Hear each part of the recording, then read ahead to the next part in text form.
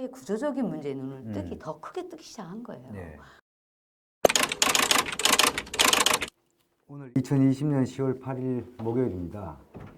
70년대 작은 돌멩이의 외침으로 유명해졌던 부평공단의 삼원섬유에서 유동우 선생님과 노동운동을 같이 하셨던 김지선 선생님이십니다. 김지선 선생님은 삼원섬유만이 아니라 이후에 지속적으로 인천 지역에서 노동운동을 하셨고 오늘 이렇게 뜻깊은 자리를 만들게 됐습니다. 김지선 선생님 안녕하세요. 예, 반갑습니다. 예. 어린 시절 예.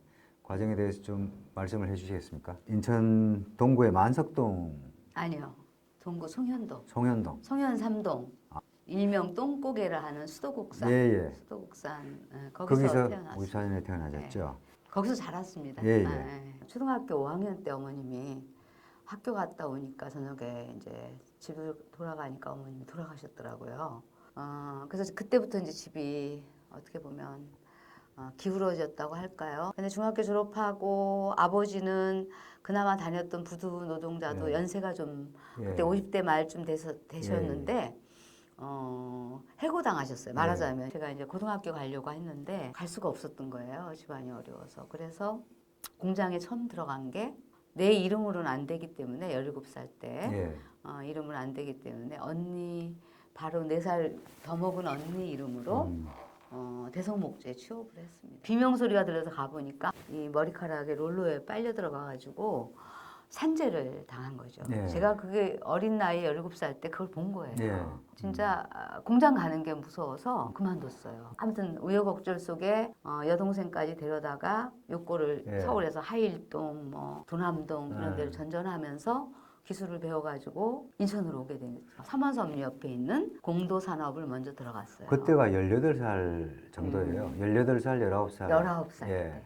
그러니까 아직 20이 안 됐을 때인데 언니가 시집 가버리니까 이제 아버지를 모실 사람이 없는 거죠. 집도 없었으니까. 가장이 된 거네요. 그래서 소녀 가장이 돼서 아무튼 내 식구를 이제 먹여 살려야 되는 거긴 기술이 굉장히 필요한 이제 숙련된 사람들이 많이 모이는 데인데 시험을 쳐서 합격을 했어요. 그래서 삼원섬유에 들어가게 된 거예요. 그게 정확히 그러면 73년 말 정도인가요? 73년도 초였던 것 같아요. 19살입니다. 만 19에 이제 욕고 기술자로 삼원섬유에서 이제 노동자로서 본격적인 이제 생활을 시작하시게 됐는데 사실 회사 들어가실 때부터 혹시라도 노동조합이나 뭐 이런 것에 대한 생각을 갖고 계셨는지요? 전혀. 전 노동조합이 있는지 뭐가 있는지 아무것도 몰랐어요. 사공단 안에는 노동조합이 하나도 없었어요. 근데 저희가 이제 공임투쟁이라고 그래요. 공임이라는 게 뭐냐면 도급제예요. 어떤 물건이 나오면 이 물건을 하나당 얼마씩 책정할 건가를 공임투쟁이라고 하는데 그거를 이제 그때 유동우 씨가 같은 편집부에 있는데 파업이라고는 얘기 안 하고 일을 멈추면서 관철시켜보자. 그러다가 이제 뭐 파업이라고 했다가 경찰서도 끌려가고 잠깐 오기도 하고 이러면서 안 되겠다. 노동조합을 만들어야 되겠다라고 얘기를 했고 그러면서 노동조합 준비를 했던 것 같아요. 근데 저는 그때 막내고 어렸기 때문에 그 준비 과정에는 꼈던 것 같지가 않아요. 그래서 좀 언니들이 좀 있고 그러면서 서서히 이제 노동조합을 만들고 제가 그 이후로 여성부장이 됐어요. 아무튼 노동조합 하고 나니까 근로조건이 너무 달라졌죠. 딱 8시간 노동제를 했고 그러니까 5시면 퇴근하는 거예요. 8시에 출근해서 5시면 퇴근하고 그래서 근로조건이 너무 좋아졌는데 반대로 회사가 이제 그냥 놔두질 않죠. 사측의 이렇게 탄압의 구체적인 그 과정이나 이 부분에 대해서도 좀 이제 얘기해 주시죠. 그 뭐 동우 형이 더 자세히 알 텐데 이거는 이제 회사에서 먼저 탄압을 했다기보다는 서민의료원 본부에서 이제 이분이 이제 소개하면 민주노조를 만들어서 굉장히 한국노총밖에 없었잖아요. 한국노총에서 또 다른 이제 가시처럼 돼버린 거예요. 그래가지고 뭐 여러 가지 정광모 씨라든가 이런 분에서 우리가 강의도 듣고 좀 민주노조 활동을 활발하게 하니까 이게 이제 다른 데 파급될 걸 생각해서 이제 자르기로 해서 거기서 제명을 했어요. 분회장을 제명을 해버렸어요. 서민노조 본부에서. 그러니까 이게 제명을 해버리니까 여기 사실은 출입을 금지시켰죠. 출입도 금지시키고 제명을 해버리니까 회사 측에서 해고를 시킨 거예요. 그래서 저는 이제 뒤늦게 제가 이제 부분회장으로 합류를 했어요. 그냥 동우 형이 없어져 버리니까. 이동우 부회장님은 이제 아침 출근 시간에 회사 앞에서 출근 투쟁을. 이동우 형님이 끌려가시고 경찰서에 끌려가시고 이제 그런 과정이 이제 수도 없이 여러 번 있었고 어쨌든 동우 형은 복직은 되지 못했어요. 그래서 우리가 집행부를 다시 꾸려서 그래서 어쨌든 민주노조라고 만들었는데 사실은 오랜 기간 가지 못했고 한 2년 반 정도? 73년에 시작한 노동조합이 74년 말 정도 되면은 힘들어지죠. 예. 힘들어져서 75년도 초인가 깨졌던 것 같아요. 그때 이제 사양산업으로 넘어가기는 직전이긴 했는데 회사의 판단이죠. 그래서 이제 폐업 과정에서 또 불이익을 당하는 일이 없게 하고 이런 데 초점을 맞췄던 것 같아요. 74년 말 정도까지 삼원섬유를 정리하고 김전 선생님은 그러면 75년도에 아마 다시 이제 취업을 하시나요? 그때 블랙리스트라는 게 처음 있었던 게 블랙리스트인데 그때 이미 지금은 블랙리스트라는 말로는 있었지만 그때는 공단 안에 요코 짜는 회사들이었어요. 그때 기술만 있으면 어디라도 갈 수 있는 거거든요. 근데 갈 수가 없었어요. 들어가면 얼굴 딱 보고 안 받아주고 그래갖고 이제 전전하다가 취업을 못하니까 서울로 왔죠. 서울로 와서 다옥섬유 뭐 서울에서 몇 군데서 쫓겨났어요. 어떻게 취업이 됐어요. 그리고 거의 정신없이 일을 했겠네요. 그러니까 그때 우리가 유행했던 말이 똥구멍이 찢어지라 일한다.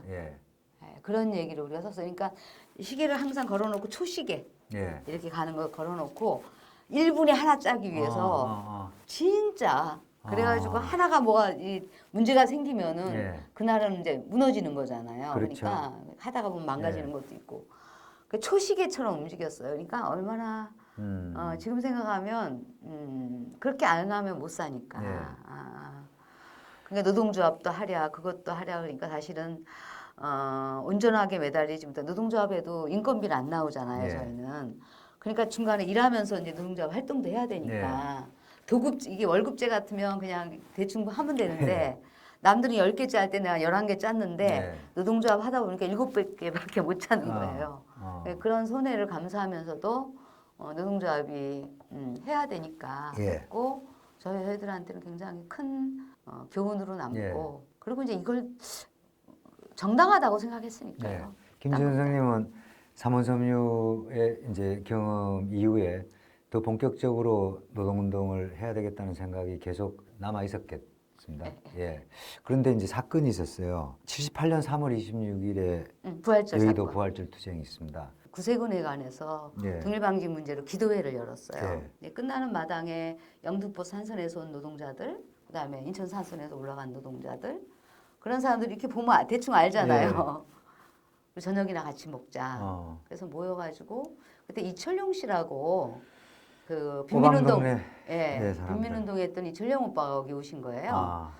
그래갖고 그분이 밥 먹는데 내일 기독교 여의도 부활절 예배가 있는데 생방송으로 한대더라. 여관으로 가서 갑자기 모의를 한 거예요. 그래서 영등포 산선에서 실제로 준비된 게 아니었네요. 하나도 준비된 게 아니에요. 내일 그거 해? 그럼 우리가 다 기독교 신자들인데 영등포 산선, 인선산 그래 거기 가서 호소하는 것도 좋겠다. 아주 순진하게 생각을 한 거죠. 그렇게 많이 사람이 모이라고는 상상도 못하고 목사님 뒤에 이쪽 귀에다 대고 이쪽이 마이크가 쭈룩 있으니까 여기다 또 등일방지 문제 해결하라, 노동상권 보장하라 이렇게 갖고 외치고 그래갖고 경찰들에 끌려 내려왔나요? 끌려가서 6개월을 감옥에서 살았어. 그 아버님 면허 오셨나요? 당연히 왔죠. 어땠어요? 아마 통곡하고 그랬죠. 어쨌든 제가 들어가는 바람에 아버지는 먹고 살기가 힘들어졌잖아요. 그래서 결국은 제가 6개월 살 때까지는 아버지가 오빠네로 들어갔죠. 78년 말에 이제 출소하셨네요. 그전 직전에 다니던 이제 회사도 끝났네요. 네, 끝났죠. 할 수가 있었네요. 그래서 노동운동을 해야 되겠다고 생각했는데 인천에서는 취업하기 힘드니까 이제 서울로 올라와서 공장을 모색하는데 공장을 찾기가 힘드니까 그러니까 결국은 하청집으로 또 들어갔는데 거기가 삼양동이었던 거고 그래서 이제 삼양동 그 오빠네 중심으로 해서 어마어마한 사람들이 그때 어려운 시기니까 몰려다니고 이랬던 시기예요. 그래서 이제 거기서 교류를 많이 하고 그러다가 사실은 광주 항쟁이 딱 됐죠. 예.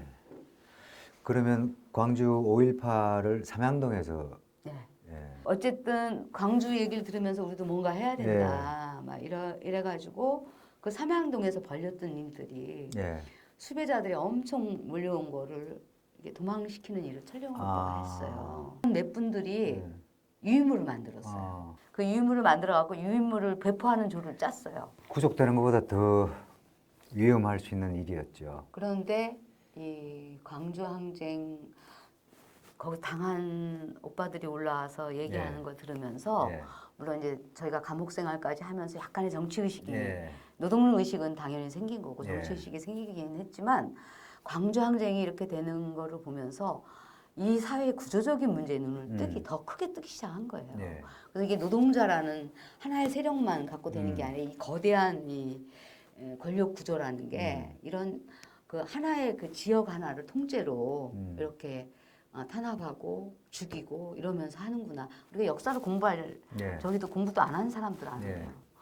그러면서 오는 약간의 뭐라 그럴까 억울함 그리고 뭔가 이렇게 우리 엄마 아빠들이잖아 다. 그래서 거기에 대해서 분노하면서 같이 할 수밖에 없다. 그런 생각이 들고 정치 의식이 크게 커진 거죠. 그때.